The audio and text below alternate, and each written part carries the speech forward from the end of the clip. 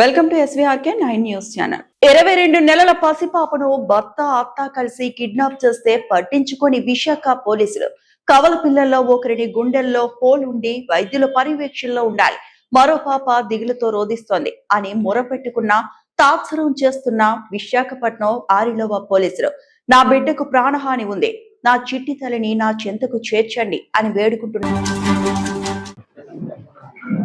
నా పేరు డాక్టర్ గాయత్రి.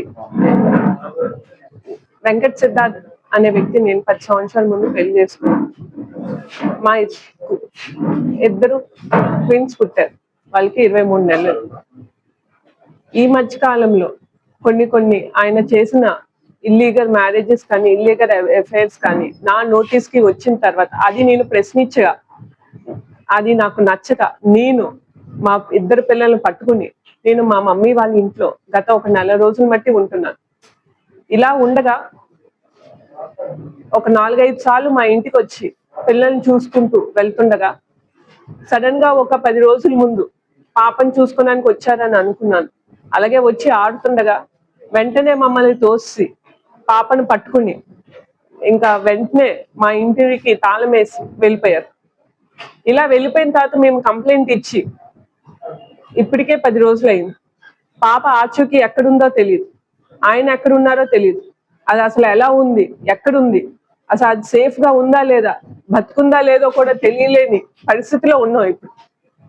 కనీసం ఒక చిన్న పాప కనిపించట్లేదు, 23 నెలలు పాప కనిపించట్లేదని మొత్తం రాష్ట్రం మొత్తం నేను తిరిగి అందరికి నేను కాల్స్ మెసేజెస్ అందరినీ మీట్ అవుతూ ఉండగా కూడా అసలు కనీసం డిపార్ట్మెంట్ వాళ్ళు ఎందుకు దాన్ని సీరియస్ గా తీసుకుని ఎవరైతే తెలుసో మా అత్తగారు తాలూలి గాయత్రీదేవి గారు పాప సేఫ్ గానే ఉంది, మా దగ్గరే ఉంది, మా కొడుకు నాకు వాట్సాప్ లో కాల్ చేస్తున్నారు అని డెలిబరేట్ గా ఎవరైతే ఇన్ఫ్లుయెన్స్ చేస్తున్నారో వాళ్ళకి స్టేషన్ లోను వీళ్ళందరికీ చెప్తున్నా కూడా ఆవిడ సమక్షంలో ఉన్నా కూడా ఎందుకు కస్టడీలోకి తీసుకుని పాపను ఇప్పించలేకపోతున్నారని కోరుకుంటున్నారు. ఇక్కడ కిడ్నాప్ కేసు కూడా మెన్షన్ అయింది. నిజంగా మా భర్త నిజంగా నాన్న అయితే ఆయన ఇలాంటి ఇల్లీగల్ అఫైర్స్ మ్యారేజెస్ చేసుకోకుండా ఒక కూతురు పట్టుకెళ్ళారంటే నేను ఏమి బాధపడను.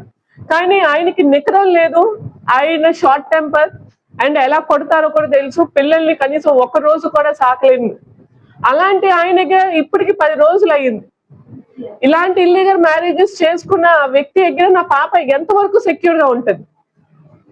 ఎందుకు ప్రభుత్వం ఆయన్ని ఎగ్గిన నుండి పాపను తీసుకుని నాకు ఇవ్వలేకపోతుంది? ఏదన్నా మ్యారిటల్ థింగ్స్ ఉంటే అది లీగల్ గా ప్రొసీడ్ అవ్వాలే తప్ప ఇలా పాపని అడ్డు పెట్టుకుని నా పైన కేసులన్నీ తీసే అప్పుడే పాపని ఇస్తానంటే ఇది ఎంత ఆఫెన్స్ అసలు. ఇలాగా పాపని 23 నెలలు పాపని ముందేసుకుని వాళ్ళ అమ్మ పైన ఆయన పైన ఉన్న నేను పెట్టిన డొమెస్టిక్ వైలెన్స్ కేసు కానీ ఆ కేసులన్నీ తీస్తేనే పాపనిస్తానని ఎంతవరకు న్యాయం అలా అడుగుతాం? ఇప్పుడు వాళ్ళు ఎంతవరకు అంటే నేను పెట్టిన ఎవిడెన్సెస్ అన్ని కూడా కేవలం పక్కకు తీసి పాడేసే అంత ఇన్ఫ్లుయెన్స్ చేశారు. రేపు పొద్దున నా పైన కూడా ఏమైనా ఎలిగేషన్స్ పెట్టరని అండ్ రూల్స్ రెగ్యులేషన్స్ అన్ని మార్చేస్తున్నారు. ఇలాంటి వాళ్ళు ప్రభుత్వంతోనే పనులు చేపించుకుంటూ మారుస్తున్న క్రమంలో అసలు ఆ పాపని ఎలా ఏం చేస్తారో కూడా నాకు తెలియట్లేదు వాళ్ళకున్న కోపాన్ని. ఇప్పుడు నేను ఇంతగా ప్రెస్ ముందుకు వచ్చి కంప్లైంట్ ఇచ్చాక వాళ్ళకి నిజంగా కోపంగా ఉన్నప్పుడు పాప వాళ్ళ దగ్గర ఉంటాం ఎంతవరకు సేఫ్? అసలు ఈ కోపాన్ని ఆ పాప పైన చూపించడానికి గ్యారంటీ ఏంటి? ఎందుకు ప్రభుత్వం నాకు పాపను ఇవ్వలేకపోతుంది? ఏది ఆపుతుంది? ఇన్ఫ్లుయెన్స్ ఆపుతుందా, కరప్షన్ ఆపుతుందా?